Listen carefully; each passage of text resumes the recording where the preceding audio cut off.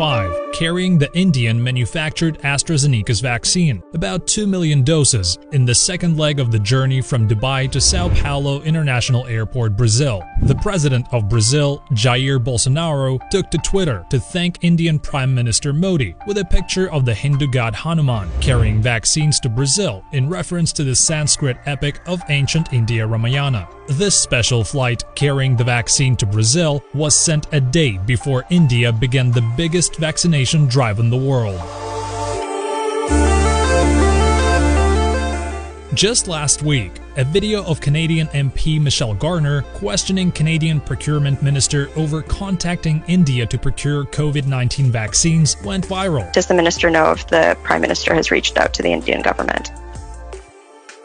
I do not know. Thank you. She doesn't know. That's frightening. The sad reality is that a lot of countries are facing mounting challenges to procure vaccines, with many countries increasingly looking up to India to fulfill their inoculation programs.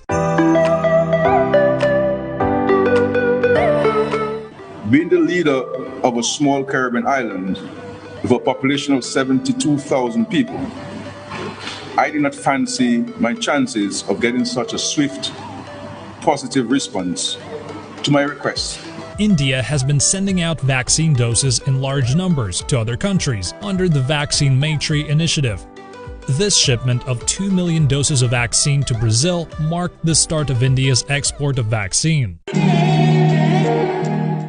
Just to give you a perspective of the shortages of vaccine globally and how India is stepping in to fulfill the demand, while Canada is still on track to get 6 million doses of Pfizer and Moderna vaccines by the end of March, India, on the other hand, has already supplied around 15.6 million vaccine doses to 17 countries like Bhutan, Maldives, Bangladesh, Nepal, Myanmar, Mauritius, Seychelles, Sri Lanka, the UAE, Brazil, Morocco, Bahrain, Oman, Egypt, Algeria, Kuwait, and South Africa.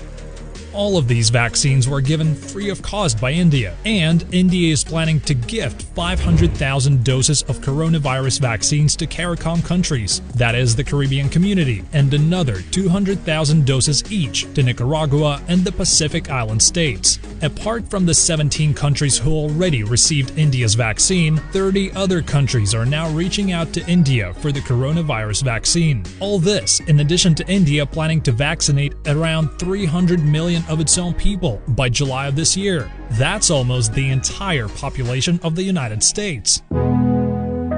Not too long ago, I remember reading doomsday predictions about Indian health crisis. A New York-based foreign affairs magazine anticipated a quote-unquote catastrophe in India, with Boston Review claiming India's response to be a quote-unquote humanitarian disaster.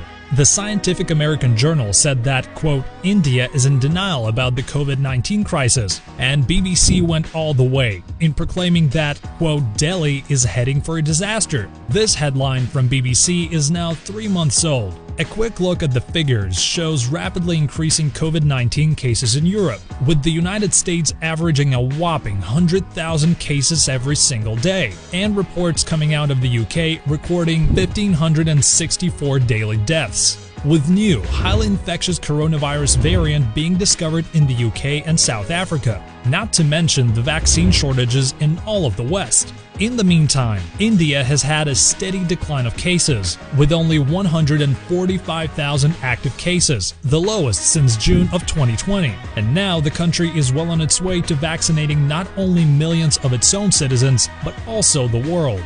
In comparison, the top 3 in terms of active cases, being the US, the UK, and France, have a combined coronavirus active cases of around 14.6 million. India is also very well on its way to supply vaccines to China. So far, with China's vaccine Sinopharm and Sinovac, the results have been very patchy with lack of data and transparency. On top of it, the countries who have received Chinese vaccines, like Brazil and Thailand, found the efficacy rates of Chinese vaccines at an abysmal 50%. It's not only Canada who is struggling to procure vaccines. The situation is dire in Europe too, where countries like Britain, France, Germany, Italy, and Spain are all having some of the highest fatalities due to coronavirus, outside of the United States and Brazil. Just to give you a perspective of the vaccine scenario in Europe, Germany's Chancellor Angela Merkel has become so desperate that she's now looking at Russia's Sputnik vaccine, while she expels Russian diplomats in a tit-for-tat move, as she tries to battle concerns over Germany's rapidly deteriorating healthcare and sputtering inoculation program. The situation is not so different in many other EU countries as well. Spain had to temporarily suspend its inoculation program due to the shortage of vaccines. The UK and EU are at each other's throats, the latter threatening to stop the Belgian-produced vaccine to Britain. As vaccine production falls, the situation seems calamitous in EU, with daily skyrocketing cases and deaths, and many EU countries and UK entering strict lockdown. It's natural that the leaders in these countries are under tremendous pressure to secure the rights to the vaccines. It seems like a new vaccine war is brewing in Europe when countries in EU, the UK, and elsewhere are struggling to vaccinate their own people. How is India able to not only vaccinate its own citizens, but also gift millions of doses of vaccines to other countries? How is India able to do all that?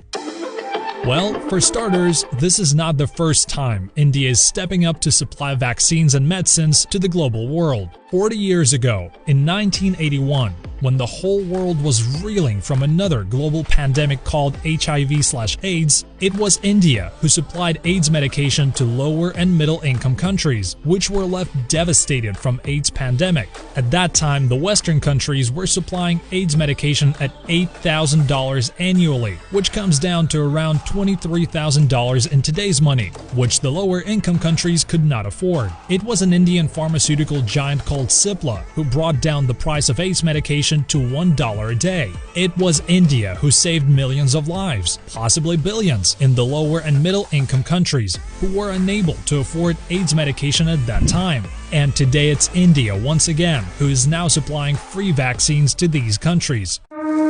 Surprisingly, not many people know that India produces 60% of global vaccines and accounts for 70 to 80% of the United Nations annual vaccine procurement. If you have taken a vaccine in the past year, whether it's polio, diphtheria, tetanus, or BCG, it most probably was manufactured in India. As the pandemic hit the world, Indian pharma companies once again rose to the occasion, supported by the government of India to manufacture and maintain supply chains, even during the most stringent lockdown India imposed.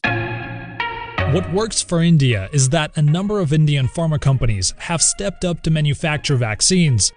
Serum Institute of India is currently manufacturing Oxford-AstraZeneca Covishield vaccine and is slated to immunize around 600 million Indians in the coming months. At the moment, Serum Institute of India has 50 million doses quality tested and ready to be rolled out. The company plans to ramp up production to a whopping 100 million doses a month from March this year. An important fact to be noted is that all of India's indigenous vaccines can be stored in the normal refrigerators at around +8 degrees Celsius, with the minimum of +2 degrees Celsius.